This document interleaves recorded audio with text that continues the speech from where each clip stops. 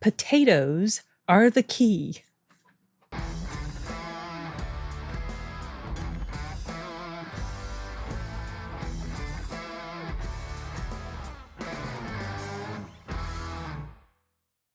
I couldn't think of any smart, quippy little intro, but one thing that does come to mind when I think about this movie is potatoes, and you will know why when you watch it. The movie I'm talking about is called The Promised Land, and it stars Mads Mikkelsen. I received a screener for it a little bit before Thanksgiving, right around the time that I'd watched Riders of Justice. And I think it's supposed to be coming out in February on the big screen. I don't know how much of a release it's going to have here in the States, to be honest, but if its official release was 2023, as far as I guess festivals or whatever. So maybe it'll come to a big screen near you. Anyway, the premise of the movie, well, it's directed by, okay, I'm going to try to pronounce his name, but I might really screw it up. It's Nicolas Arcel. He was a writer, or the writer of Riders of Justice, which, if you guys will remember, I recently saw that and absolutely loved it. I couldn't think of any cons about that film. It was so good. He also worked on the screenplay for The Girl with the Dragon Tattoo, the original. So he's a good writer, and I felt like his direction in this movie was pretty good as well. It's about he's like what is he?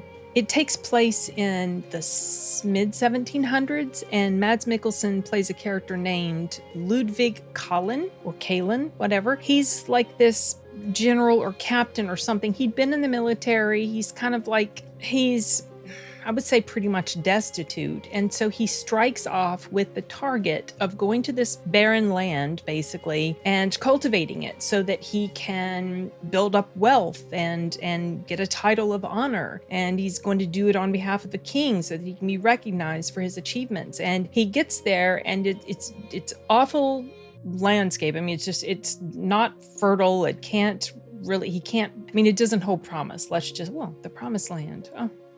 But it doesn't hold the promise of being able to successfully cultivate it because of the way the soil is and just the environment and everything. And while he's there, he ends up clashing with a very wealthy landowner. I can't remember the guy's name. Oh, Frederick de Schinkel, whatever. He's a awful human being, and he does not want this intrusion in what he considers to be his land, even though technically it's not. The king has given Mads' character the right to go and try to cultivate this land. So basically the story is about his attempt to cultivate this area, build up some honor for himself. He is he's poor. He's a very hard worker, but he's poor. Like, the only nice outfit he has is like his uniform, and it's ragged, it just doesn't look very good. But yet he tries to present this image of being someone who is respectable. And he gets humiliated quite a few times by that, the landowner that he clashes with. And he's also interacting with some people that he hires to work for him. And then there's this little girl that is kind of like a bit of an outcast, and she wants to form a bond with him. And he has this shell, this hardened exterior. He doesn't like to show his emotion very much because I guess that's his military, his military background. He just has a very strong bearing and kind of almost seeming to be cold in some ways.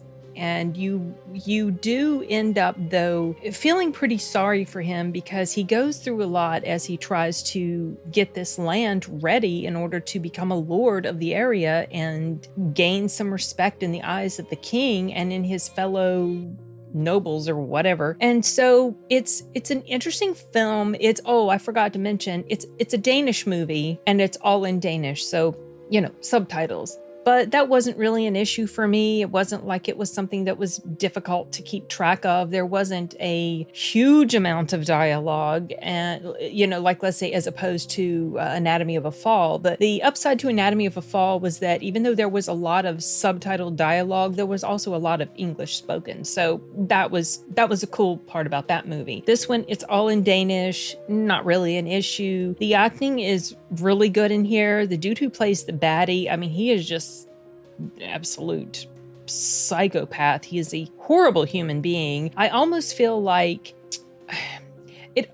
he almost felt like he was a bit of a caricature of the type of big baddie. You know, there wasn't a ton of nuance to his character. And so that's kind of a minor quibble. I mean, he played the part really well, and you never really knew what he was going to do as he plotted revenge for different things, but you knew whatever it was going to be pretty doggone awful. Tifa? She senses Arturo is in the other room, I think. Anyway, so, you know, if I had a couple of cons to mention, that would be one. Another con is that, and it's not a big one, you guys, honestly, this is a really solid movie, but there's another con that I had, and that was that the story is going along, you know, a decent pace, let's say. It comes to this moment that I guess you would consider to be the climax, but then after that, there's a little bit more story to tell. So I guess you could consider that maybe sort of an epilogue. And if I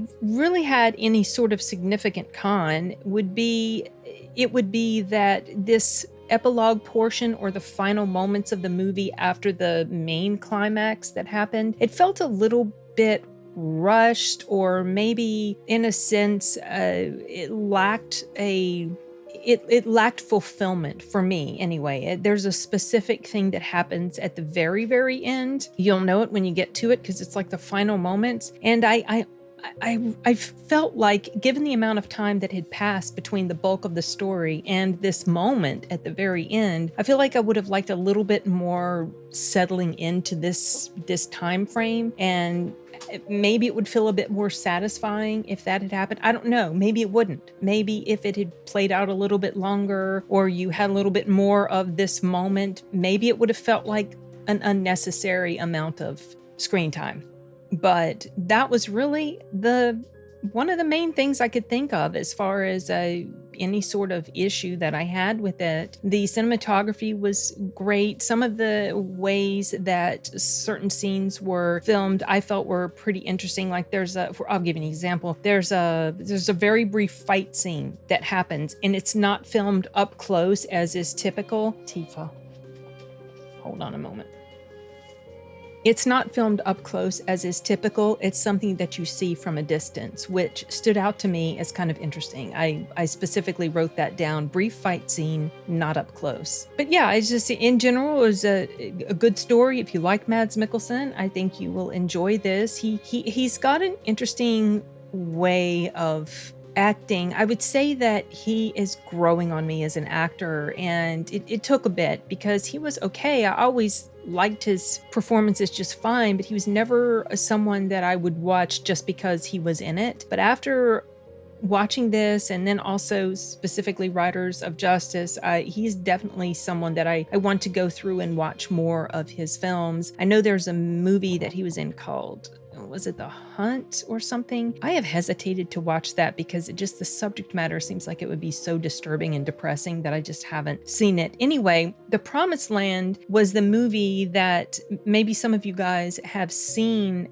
the video that was going around a little while back, where he was in like having a press conference or interview with him and some other people that worked on the movie. And there was a reporter in the room that was asking him a question about this absolutely asinine diversity requirement thing going on in the Oscars, in order for a movie to be considered for such and such category, it has to have X percentage of this type of demographic, or X percentage of this type of whatever. It's absolutely insane, totally ludicrous. But the reporter was asking him if he felt like this requirement was going to be a problem. And Mads, I felt like he jumped the gun a bit, and I think that he perceived the question that the reporter was asking him as some sort of challenge, like, why wasn't there more diversity in this movie? That type of thing. And he got a little bit, it seemed like his feathers got a little bit ruffled, and I understood where he was coming from, but I also understood that the point that the reporter was trying to make was that because this is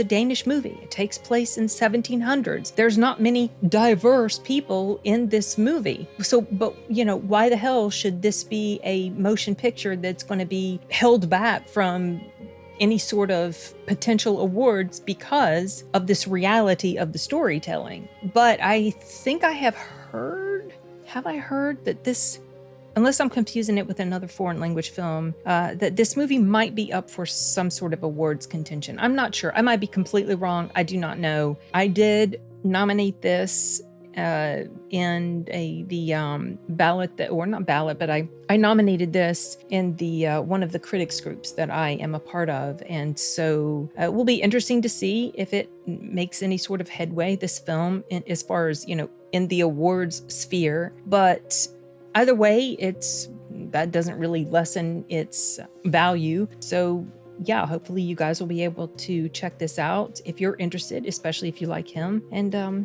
thought it was pretty good. So I just wanted to tell you guys about it. Okay, I think that's it. So I'm going to wrap this one up. I've got a lot of filming to do. This is the last week in December, and I have a ton of videos to film and get edited and up before the year is out. So I'm going to try to talk less when I film these reviews, but I don't know. You know how it is. Okay, guys. Bye.